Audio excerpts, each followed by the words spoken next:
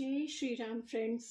तो कैसे हैं आप लोग? आप लोग ज़रूर कुशल मंगल होंगे, स्वस्थ होंगे। तो इसी कुशल और मंगल कामना के साथ मैं आज का ये वीडियो शुरू करने जा रही हूँ। तो चलिए सभी मिलके एक साथ बाबा जी के शरण में हाजिरी लगाते हुए कहते हैं जय श्री राम, जय बाबा नीम करोली। और फ्रेंड्स प्लीज़ प्लीज़ बाबा जी से 2 सेकंड कनेक्ट करने की कोशिश कीजिए, उनका चिंतन कीजिए, उनके स्वरूप का ध्यान कीजिए और कनेक्ट करने की कोशिश कीजिए। और कमेंट सेक्शन में जाके जय श्री राम ज़रूर लिखें फ्रेंड्स। तो चलिए आज हम लोग आपकी कुशलता की कामना करते हुए बाबा जी ने क्या संदेश आप लोगों के लिए भेजा है, अभी हम लोग जानने की कोशिश करते हैं इन कार्ड्स के माध्यम से।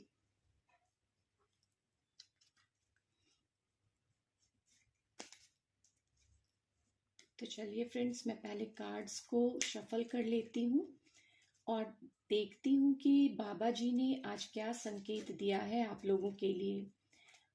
जिन भी लोगों को ये वीडियो मिल रहा है, आप अपने आप को भाग्यशाली समझे फ्रेंड्स, क्योंकि कभी भी बाबा जी का कोई भी संकेत या संदेश किसी के भी पास यूं ही नहीं जाता है।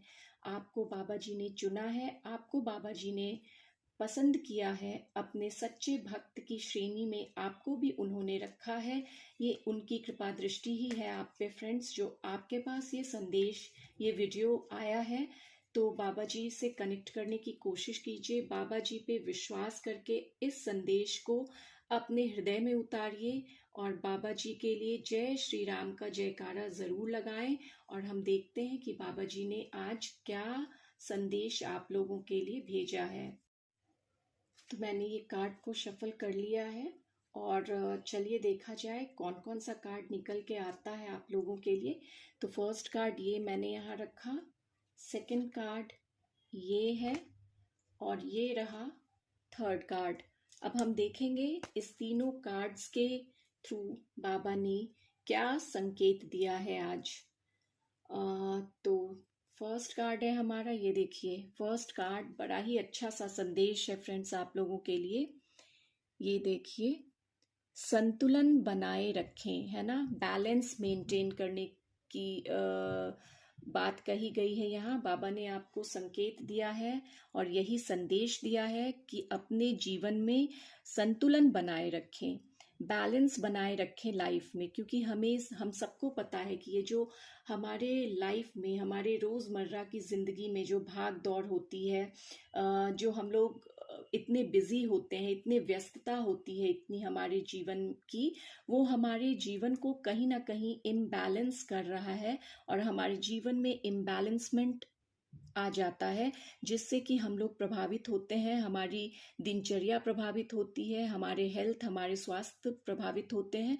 तो बाबा ने कहा है संतुलन बनाए रखें, भले ही आप बहुत ही व्यस्त हैं, लेकिन इस व्यस्तता की जिंदगी से आप कुछ पल निकालें, खुश रहें, फैमिली के साथ समय व्यतीत करें, ध्यान करें, प्रार्थना करें और मेडिटेशन करें। इन सब चीज़ों के थ्रू आप थोड़े अपने माइंड को डाइवर्ट करें, फ्रेश करें और इस तरह से आपके जीवन में संतुलन बनी रहेगी। देखिए फ्रेंड्स, हमारे लाइफ में बस ये नहीं है कि हम काम करें, भाग दौड़ भरी जिंदगी में अपने समय गुजारें और रोजी रोजगार के लिए बस अपने जीवन को व्यतीत कर दें।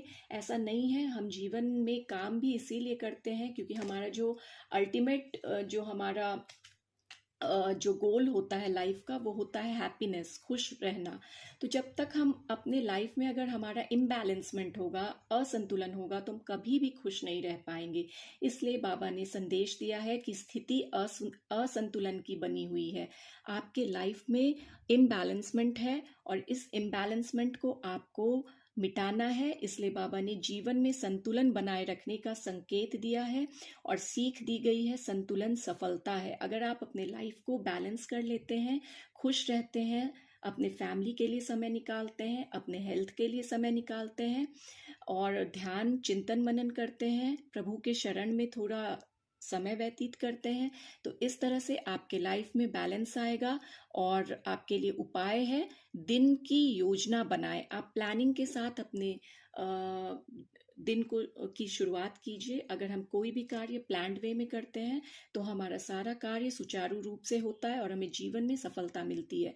तो ये पहला कार्ड था, बहुत ही अच्छा, बहुत ही सुंदर संकेत था ये, बहुत अच्छा संदेश था।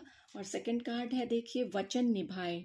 जो भी आपने किसी के साथ कमिटमेंट की है, आपने किसी को वचन दिया है, आपने वर्ड दिया है, उस वर्ड को आप निभाएं, उस वर्ड पे आप अडिग रहें। और संदेश है बाबा का, वचन का सम्मान करें। आपने जो भी कहा, जो भी आपने वादा किया है, जो भी कमिटमेंट आपने किसी से की है, उस वर्ड पे आप रहें, अपने वर्ड पे रहें और उस वचन को निभाएं। जो भी आपने किसी से वादा किया, कमिटमेंट किया है, कमिटेड हैं आप, तो उसका मान रखें, उसका आदर करें। और सीख दी गई है आपको, विश्वास सबसे बड़ा धन है। अगर आपको विश्वास है तो ये आपका सबसे बड़ा, आप सबसे हैप्पी इंसान है इस लाइफ में, इस दुनिया के। और विश्वास बनाए रखें, विश्वास सबसे बड़ा धन होता है। और उपाय के लिए आपको बताया गया है यहाँ, एक वादा पूरा करें। तो चलिए फ्रेंड्स, एक बार अंत में फिर से तीनों कार्ड्स के माध्यम से बाबा ने जो संदेश दिया है उसे हम लोग समराइज कर लेते हैं। तो जो हमारा फर्स्ट कार्ड था, बाबा ने उसमें साफ कहा है, वचन निभाएं।